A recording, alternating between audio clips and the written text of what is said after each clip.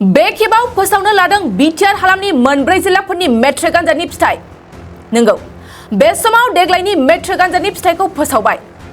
बे खेबाव देग्लायनि मेट्रिक आनजादाव बिटिआर हालामनि मादाव चिरां जिल्लानिफ्राय बांसिन उथ्रिसारनाय जौखोन्दो नुनो मोन्दों। गुबुन जिल्लाजों रुजुनायाव चिरां जिल्लानिफ्राय मेट्रिक आनजाद होग्रा बिजाथिफ्रा खमब्लाबो बे खेबाव चिरां जिल्लानिफ्राय बांसिन उथ्रिसारनाय जौखोन्दोनि बिबांखौ मोन्दों। फारिलाइ बादिब्ला गिबियाव चिरां, नैथियाव बाक्सा, थामथियाव क'क्राझार आरो दथियाव उदालगुरि। मख'नो गोनांदि चिरां जिल्लानिफ्राय गासै 5502 सा फरायसाफ्रा मेट्रिक आनजादखौ लिरदोंमोन आरो बेनि गेजेराव सेथि थाखोआव उथ्रिसारदों 1415 सा, नैथियाव 2669 सा आरो थामथियाव 795 सा, गासै 4879 साया उथ्रिसारदों। बाक्सा हिसाबै 13252 साया मेट्रिक आनजादखौ होनायाव सेथि थाखोआव उथ्रिसारदों।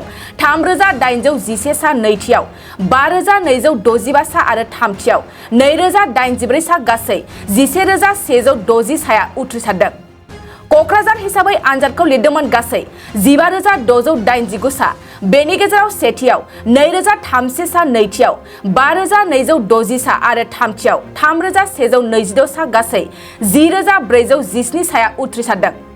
उदालगुरि हिसाबै 11091 साया मेट्रिक आनजादखौ लिरदोंमोन आरो बेनि गेजेराव सेथियाव 207 आ, नैथियाव 5260 सा आरो थामथियाव 3126 सा, गासै 7250 साया उथ्रिसारनो हादों। 2023-24 सोलोंथाइ बोसोरनि थाखाय क'क्राझारनि दतमायाव थानाय सेन्ट फ्रान्सिस जेभियार एइचएस स्कुला नोंथांमोननो लानानै फैदों गोदान मुं थिसननाय। दतमानि बोरसिजरा गामियाव थानाय सेन्ट फ्रान्सिस जेभियार एइचएस स्कुलाव दायो आर्ट्स स्ट्रिमाव 11 थाखोनि थाखाय गोदान मुं थिसननाया सोलिगासिनो। बोसोरै फरायसाफोरा मोजां जौखोन्दो लानानै उथ्रिसारनो हानाय बायदिनो बे फरायसालियाव नोंथाङाबो गुनगोनां सोलोंथाइखौ लानो हागोन। लोगोसेयैनो बे फरायसालियाव सोलोंथाइनि मोजां थासारिखौ बिथा खालामनानै हौवासा आरो हिन्जावसानि थाखाय आलादा हस्टेलनि खाबुबो दं। गोसो गोनां बिजाथि एबा फरायसाफोरा आर्ट्स स्ट्रिमाव 11 थाखोनि थाखाय मुंखौ सेन्ट फ्रान्सिस जेभियार एइचएस स्कुलाव थिसननो हागोन।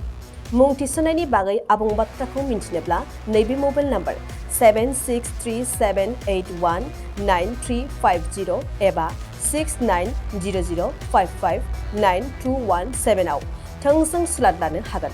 थामहिनबा सेन्ट फ्रान्सिस जेभियार एइचएस स्कुलाव थांनानैबो नोंथाङा सुलाद लाहैनो हागोन।